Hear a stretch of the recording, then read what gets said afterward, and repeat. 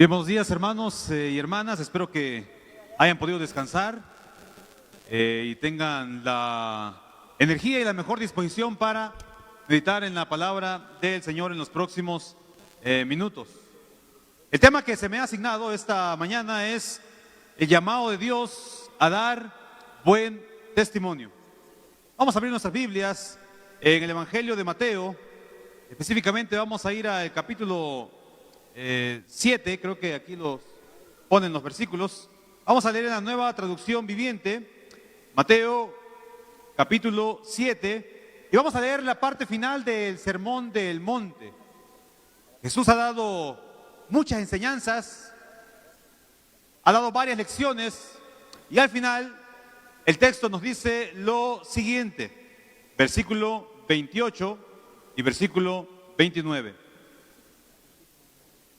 Cuando Jesús terminó de decir estas cosas, las multitudes quedaron asombradas de su enseñanza, porque lo hacía con verdadera autoridad, algo completamente diferente de lo que hacían los maestros de la ley religiosa.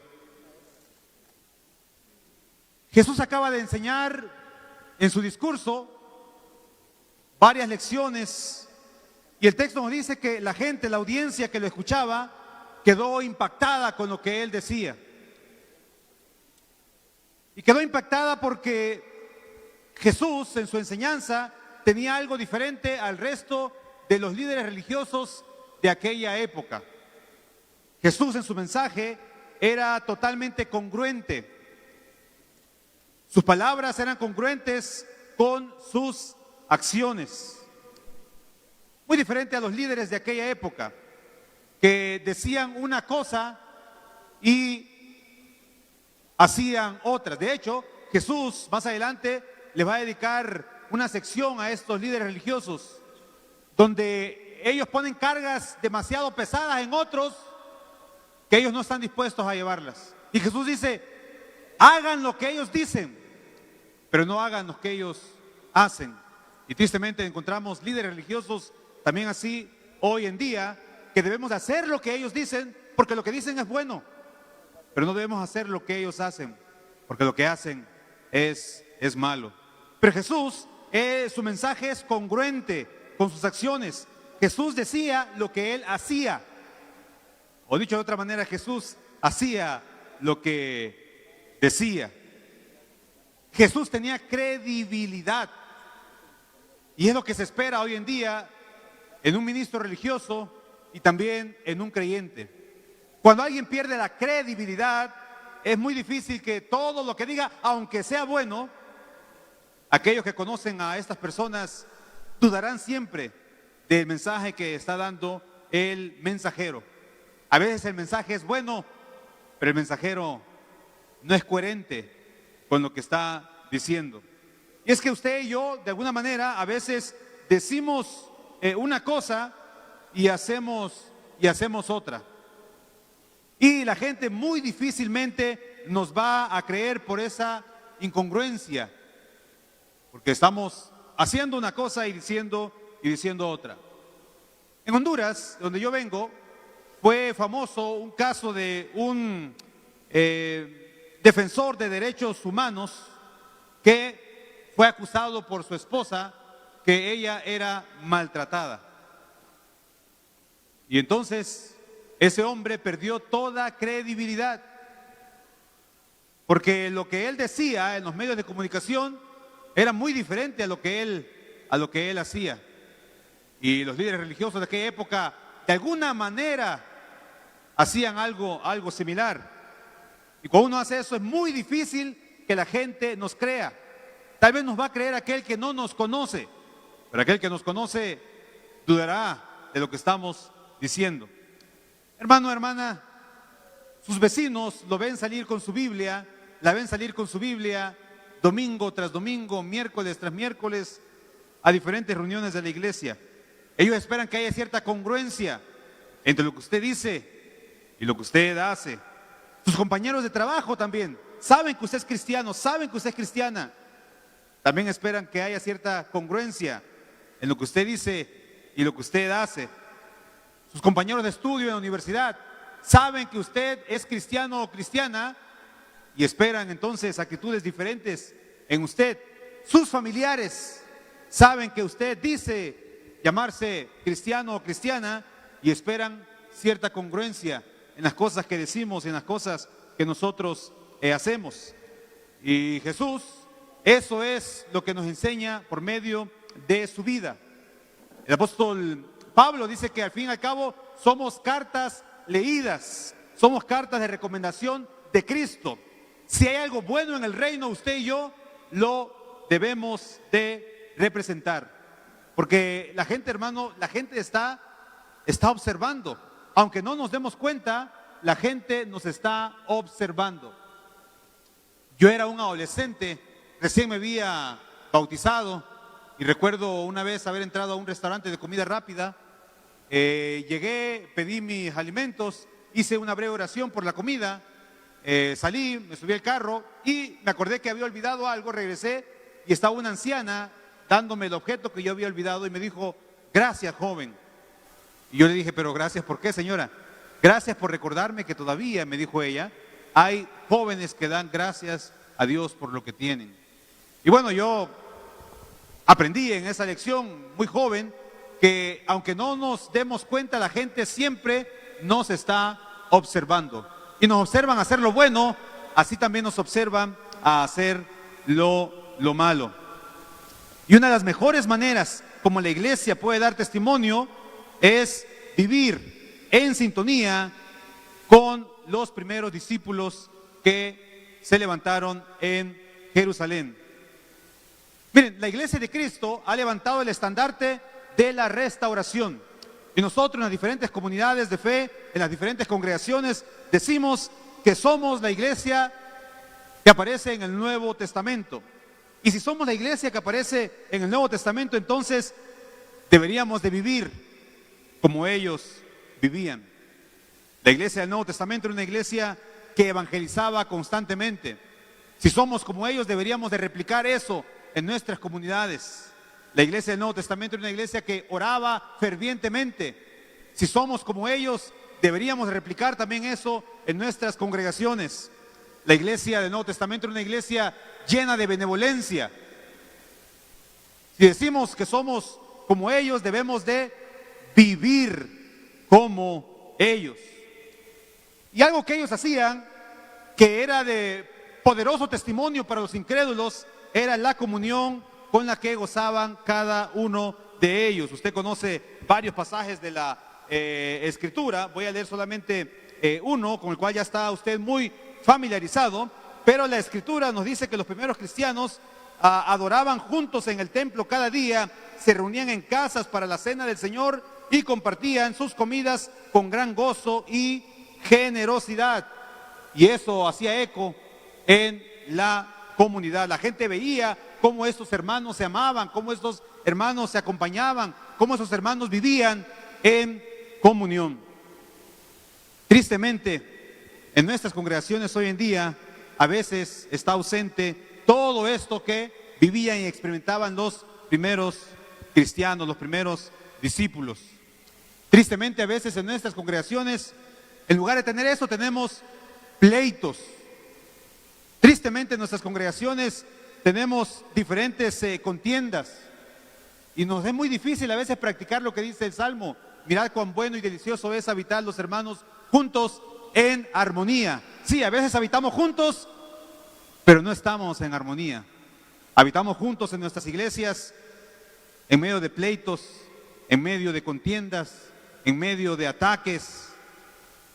Y a veces uno, cuando recién llega a esto del cristianismo, le cuesta entender cómo es que predicamos una cosa, pero a veces vivimos otra, ya en la dinámica de las relaciones interpersonales en las iglesias. Yo de muy jovencito fui aprendiendo varias cosas, me fui metiendo en esto del servicio de la iglesia y recuerdo varias cosas que ocurrieron. Una vez llegué a una iglesia, muy joven yo, y vi que esa iglesia estaba experimentando una división. Y yo, cuando me dijeron que estaba experimentando una división, pensé que era por asuntos doctrinales y hermanos, era simplemente por un árbol de mango. La mitad de la iglesia quería que cortaran un árbol y la otra mitad de la iglesia querían que dejaran ese árbol de mango ahí. Y me pareció absurdo lo que yo estaba escuchando, pero era verdad.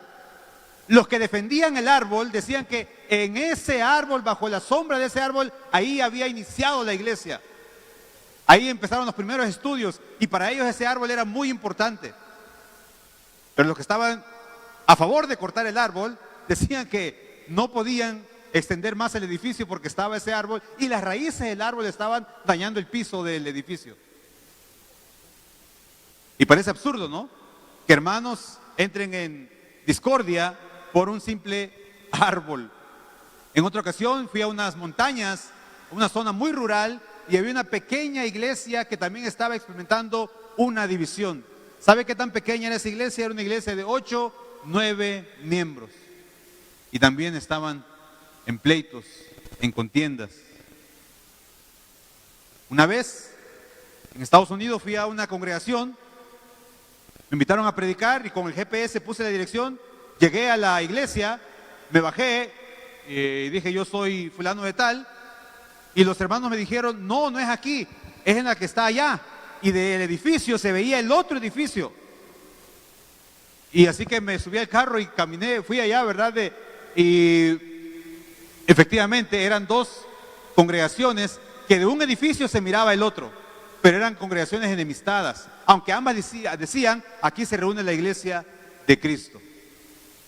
Entonces yo preguntaba, ¿qué tipo de testimonio estamos dando a la comunidad? Cuando nosotros, entre nosotros mismos, vivimos en contiendas y pleitos. En los 1800 vivió un gran predicador, llegó a ser anciano de la iglesia, y él escribió un documento que llegó a ser un documento muy importante dentro de la tradición de las iglesias de Cristo, y el señor se llamaba el señor Stone, Barton Warren Stone, y él escribió un documento en junio de 1804, donde él dijo, ojalá los siervos de Dios cultivaran la paciencia y en lugar de pelear, oraran más. Y eso lo dice él cuando está en un contexto de mucha controversia. Hermanos, el compañerismo entre nosotros, la manera como nosotros nos llevamos, puede ser un testimonio poderoso para el mundo incrédulo. El amor que nos tenemos, la comunión que nos tenemos, debería de ser un testimonio poderoso, porque al final Jesús dijo que todo seguidor va a tener una característica esencial. Vaya conmigo por favor en la Biblia a el Evangelio de Juan capítulo 13. Vamos a leer versículos que usted se conoce de memoria tal vez. Vamos a Juan capítulo 13, versículos 34 y versículos 35. Dice así en la Nueva Traducción Viviente: así que ahora les doy un nuevo mandamiento: ámense unos a otros tal como yo los he amado. Ustedes deben amarse unos a otros. Y miren lo que dice el versículo 35: el amor que tengan unos por otros será la prueba ante el mundo de que son mis discípulos. Esa es la característica distintiva de un seguidor de Cristo. Y cuando vemos a los primeros discípulos en el libro de los Hechos, vemos que eran comunidades que vivían esto que Jesús había enseñado. Ahora, como eran diferentes, también tuvieron sus diferencias, sus controversias. Por ejemplo, en Hechos 6 todos sabemos el problema de logística que ocurre ahí, pero llegan a un acuerdo. Todos sabemos en Hechos 15 que hay un problema doctrinal ahí, pero llegan a un acuerdo. Y es increíble, hermano, es increíble, hermana, cómo nosotros nos cuesta llegar a estos acuerdos. Es increíble cómo debatimos al estilo del viejo oeste hasta que acabamos con la otra persona. Mientras nosotros nos mordemos en las congregaciones, mientras nosotros nos destruimos en las iglesias, mientras nosotros nos atacamos como grupos, mientras nosotros nos denigramos, mientras nosotros nos descalificamos, las almas se están perdiendo. Y el mundo ve cómo la iglesia, en lugar de unirse muchas veces, se destruye a sí misma en estas congregaciones. Y a veces estas luchas, estos pleitos, ni siquiera son por dogmas profundos o esenciales, ni por doctrinas esenciales, sino que simplemente son por puras cuestiones de opinión. La iglesia hoy en día necesita ser congruente. Si decimos que Dios es amor, entonces ese amor debe encontrarse en nuestras comunidades. Debemos hacer lo que decimos que está en la Biblia. Y esto implica muchas cosas. No podemos decir que Dios es amor y nosotros estar odiándonos y atacándonos el uno al otro. Una manera de impactar a los incrédulos debería ser demostrarnos ese amor que encontramos en las palabras de Jesús. Respetarnos aunque no estemos siempre de acuerdo y unirnos siempre por el bien de la congregación o de la iglesia. Quiero ser breve porque tengo que partir y solo quiero terminar diciendo esto. En 1809, un predicador muy famoso dentro de las tradiciones, de la tradición de la Iglesia de Cristo, escribió un documento que llegó a ser un texto emblemático dentro de las iglesias de Cristo en Estados Unidos. Y en ese documento el predicador llama a la unidad de las iglesias y habla de que a veces cuando nosotros discutimos, peleamos entre nosotros mismos, eso hace que los incrédulos simplemente no tengan ningún tipo de interés en acercarse a Dios. En una parte de ese escrito, quiero leerlo textualmente como dice el autor: de esta forma, mientras algunos cristianos profesantes se muerden y devoran y atacan entre sí, consumiéndose unos a otros, los verdaderamente religiosos son afligidos, los débiles tropiezan, los desfavorecidos y profanos se endurecen y las bocas de los infieles se abren para blasfemar contra la iglesia. ¿Y sí? Es muy difícil convertir a alguien en medio de tanto conflicto y tanta discordia. Una buena manera de impactar en el mundo es que ellos vean cómo nosotros los cristianos vivimos en congruencia con el mensaje del Señor Jesús. Termino con esa historia. Cuando Estados Unidos se independizó de Inglaterra, empezaron un movimiento hacia el oeste, a extenderse, y entonces, mientras ellos avanzaban hacia el oeste, todas las iglesias enviaban misioneros. Y hay una conversación entre un misionero y un jefe de una tribu famosa en aquel tiempo. Esta conversación se da en el año de 1804.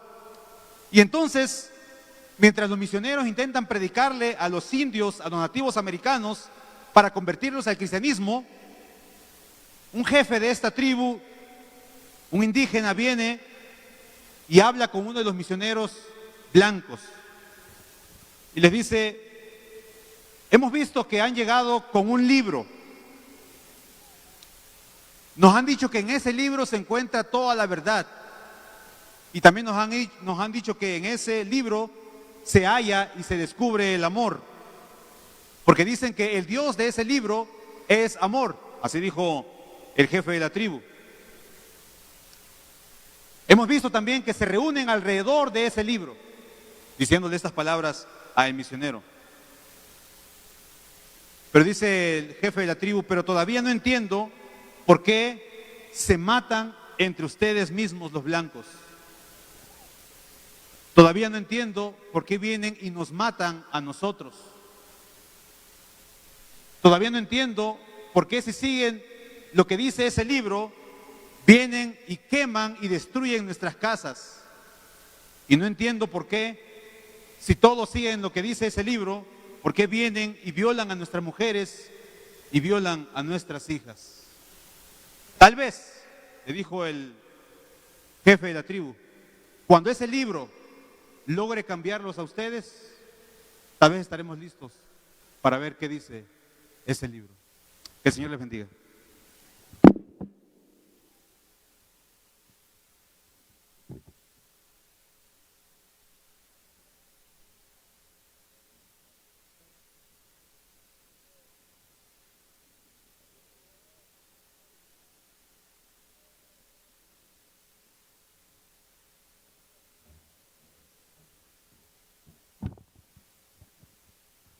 ¿Estamos contentos, hermanos? ¿Cuántos bendecimos el nombre a nuestro hermano Guadalupe? Amén. Todos hemos informado y yo le pregunté, ¿se queda con nosotros un par de minutos o se va?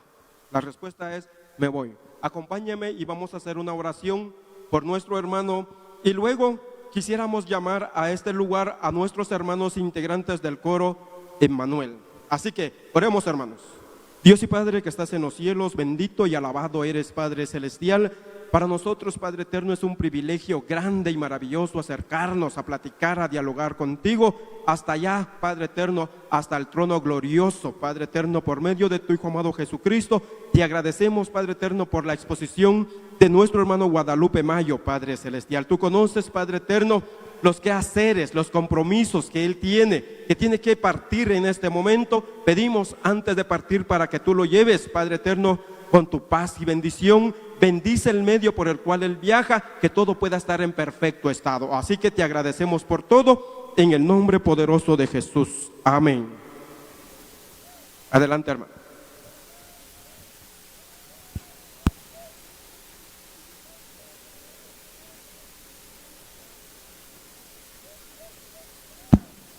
Amados hermanos, muy buenos días. Un amén fuerte en esta mañana. No me convence un amén fuerte en esta mañana. Quisiera preguntarle dónde están los hermanos de Shela, los anfitriones. Están en la cocina. Los hermanos de la capital. Y andan los hermanos de Quiché. Los hermanos de la costa sur. Qué bueno, hermano. Dice un pasaje: yo me alegré con los que decían, a la casa de Jehová iremos. Repite conmigo: yo me alegré con los que decían, a la casa de Jehová iremos. Queremos agradecer infinitamente a nuestro hermano Hugo III. ¿Conocen a nuestro hermano Hugo III? Él es el que compuso este canto, hermanos, el llamado de Dios. Y a nuestro hermano Marvin Shop, si está por allí. Muchas gracias, hermano. Llevó varios días trabajando en este canto junto con nuestro hermano Ramiro Morente y nuestro hermano Felipe. Y para nosotros es un placer entonar este precioso canto junto con cada uno de ustedes, hermanos.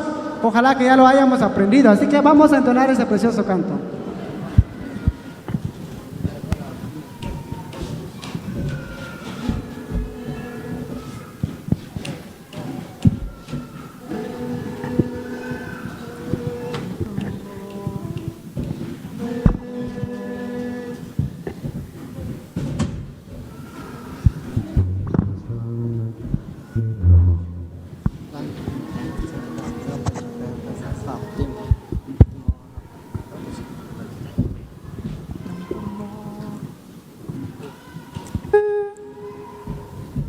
Con tanto amor, por mis pecados Jesús murió, en una cruz sangre dio, y por su muerte tengo vida, me redimió.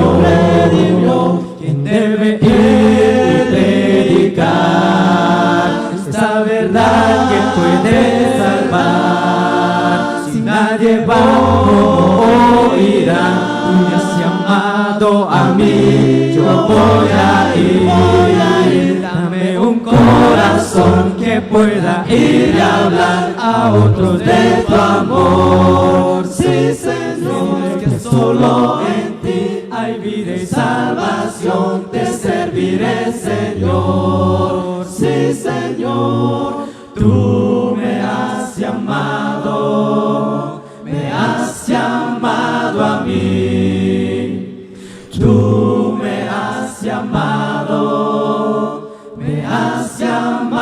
a mí, y desde Shela, hoy cantamos, que Guatemala es para Cristo, dame un corazón que pueda ir a hablar a otros de tu amor. Sí, Señor, es que solo en ti hay vida y salvación, te serviré, Señor. Sí, Señor, tú me has llamado a mí. Tú me has llamado a mí. Y desde Shela, hoy cantamos, que Guatemala es para Cristo, dame un corazón que pueda ir a hablar a otros de tu amor. Sí, Señor, es que solo en ti hay vida y salvación, te serviré, Señor. Sí, Señor, tú me has llamado a mí. Yo estoy dispuesto a ir. Tú me has llamado a mí. Yo estoy dispuesto a ir. Muchas gracias por el espacio, hermanos. Que Dios les bendiga y nos vemos en la tarde.